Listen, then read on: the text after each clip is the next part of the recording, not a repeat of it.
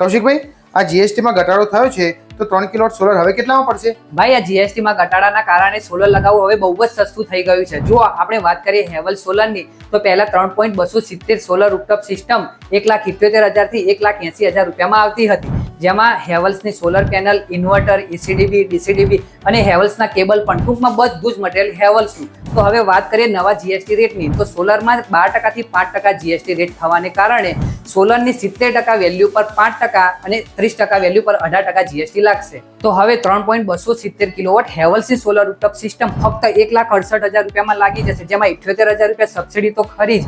એટલે જોવા જઈએ તો ખાલી 90,000 રૂપિયામાં, અને એ પણ 10% ડાઉન પેમેન્ટ અને 2499 ના ઇઝી EMI થી સોલર લાગી જશે. અને હા, 5,000 રૂપિયા ફેસ્ટિવલ ડિસ્કાઉન્ટ તો ખરું જ. તો હવે આ રીલને શેર કરી દો એવા લોકોને જે લોકો હજુ પણ સોલર લગાવવાનું વિચારી રહ્યા છે. Thank you Kaushikbhai. વેલકમ.